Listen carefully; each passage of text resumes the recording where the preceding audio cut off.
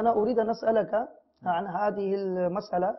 كان يتخرج من مدرسة الشيخ سيد عبد القادر الجيلاني ورباطه في بغداد كل سنة آلاف الطلاب والمريدين في الحقيقة، فهل تذكر لنا شيئا من تلاميذه؟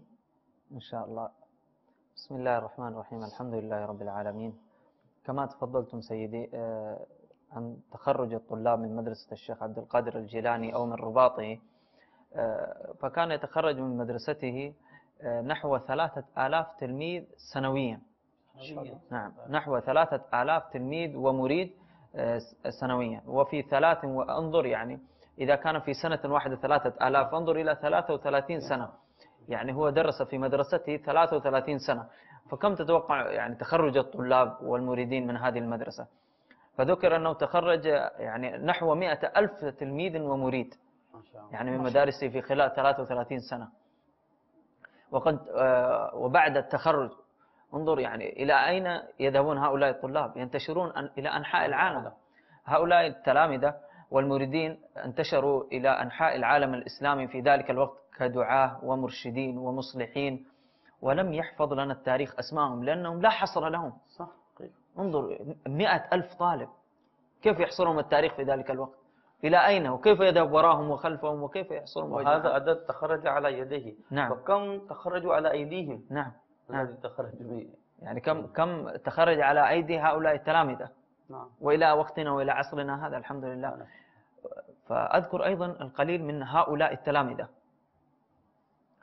من التلامذة المشهورين شيخ الحنابلة أبي الفتح نصر بن المنى، والشيخ أحمد بن أبي بكر الحريمي، والشيخ الحسن بن مسلم، والشيخ محمود بن عثمان النعال، والشيخ عمر بن مسعود البزار، والشيخ عبد الله الجبائي، والشيخ حامد بن محمود الحراني، والشيخ زين الدين بن إبراهيم الدمشقي، والشيخ موفق الدين بن قدامة، والشيخ الحافظ عبد الغني رحمهم الله تعالى أجمعين. ومن تلامذته أيضا أحمد بن مبارك المرقعاتي، ومحمد بن الفتح الهروي، والشيخ وشعيب أبو مدين، وأبو عمرو عثمان بن مرزوق القرشي. هؤلاء يعني من التلامذة المشهورين في عصره، يعني هؤلاء تلامذة المشهورين للشيخ عبد القادر الجيلاني رضي الله تعالى عنه وأرضاه، الذين اشتهروا فيما بعده. وهناك قائمة طويلة بأسماء بعض تلامذة الشيخ عبد القادر الجيلاني رحمه الله تعالى، منهم الإمام القاضي أبو يعلى محمد بن محمد الفراء، والشيخ الفقيه رسلان بن عبد الله بن شعبان، والقاضي عبد الملك بن عيسى بن هرباس، وأخوه عثمان، وولده عبد الرحمن وعبد الكريم السمعاني، ويوسف بن هبة الله الدمشقي، وغيرهم الكثير. هذا بالإضافة إلى أولاده كلهم، فقد تتلمذوا عليه وسمعوا منه وتولوا التدريس والتعليم، بعضهم في حياته وبعضهم الآخر بعد وفاته رحمهم الله تعالى أجمعين.